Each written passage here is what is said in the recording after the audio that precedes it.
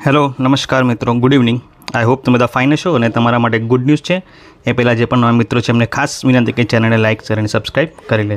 હવે જે good news એ છે કે કેટલા સમયથી જ આપણા બધા મિત્રો રાહ જોઈ રહ્યા હતા જે રિઝલ્ટની, બરાબર, એડવર્ટાઇઝમેન્ટ નંબર 47/2023-24 જીપીએસ ક્લાસ 1-2ના રિઝલ્ટની. એ રિઝલ્ટ ફાઇનલી આવી ગયું છે. વેબસાઇટ પરથી તમે એને PDF લિંક ડાઉનલોડ કરી લો. અહીંયા આપણે મેરિટ જોઈ લઈએ કેટલે અટક્યું છે. અનએક્સપેક્ટેડ તો ના જ કહી શકાય, પરંતુ વધારે પડતું આપણે કહી શકીએ એવું મેરિટ છે. ઓકે, તો જોઈ લો અહીંયા, બરાબર, કેટલા લોકોને બોલાયા છે. ટોટલ 9,951 કેન્ડિડેટને ડિક્લેર કર્યા છે, એમને બોલાયા છે મેન્સ લખવા માટે. ઓકે, તો અહીંયા જોઈ લો મેરિટ કેટલી કેટેગરી વાઇઝ કેટલું અટક્યું છે, બરાબર, એની આપણે ચર્ચા કરી લઈએ. તો general female general first category general મેલની છે 168.55. ત્યાર પછી જનરલ ફિમેલ જે છે, બરાબર, એનું અટક્યું છે 161. EWS મેલ છે 168.55. EWS female 161.29. ત્યાર પછી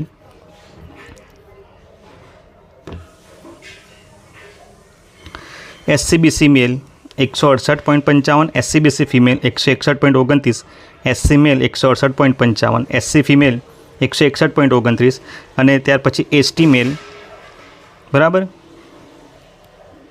ST મેલ જે છે 160 અને ST ફિમેલ 144, બરાબર. તો ખૂબ જ મારા ખ્યાલ પ્રમાણે અનપ્રેસિડેન્ટ રિઝલ્ટ કહેવાય, અનએક્સપેક્ટેડ રિઝલ્ટ છે. ઓકે, હવે જે પણ મિત્રો પાસ થયા છે એમને ખાસ વિનંતી કે પરીક્ષાની તૈયારી ચાલુ કરી લો. અને જે પણ પાસ થયા છે, બરાબર, એ પોતાના કોમેન્ટ બોક્સમાં તમે બતાવો તમે પાસ થયા કે કેમ, તમારા સીટ નંબર સાથે. ઓકે, જે પણ મિત્રો પાસ થયા છે એ કોમેન્ટ બોક્સમાં એમના સીટ નંબર સાથે જણાવે પાસ થયા છે કે કેમ. અને જે પણ મિત્રો ફેલ થયા છે એમને નાસીપાસ થવાની કોઈ જરૂર નથી, હજી પણ જગ્યાઓ આવવાની છે બીજી. ઓકે, એની પ્રિપેરેશનની તૈયારી ચાલુ કરી દો, બરાબર. જે પણ પાસ થયા છે એમને મારા તરફથી ખૂબ જ અભિનંદન, બરાબર. પરંતુ આ ફર્સ્ટ સ્ટેજ છે એટલે મેથ્સની ખૂબ જ જોરદાર તમે તૈયારી કરી લેજો. જે પાસ થયા છે એમને અભિનંદન. ઓકે, અને જે ફેલ થયા છે એ મિત્રોને ફરીથી વિનંતી કે નાસીપાસ ના થાવ, હજી ચાન્સ છે. ડિસેમ્બર મહિનામાં જાહેરાત આવવાની છે, 1-2 મહિના પછી હજી તમારે પરીક્ષા આવશે. ઓકે, તો એની તૈયારીમાં લાગી જાઓ.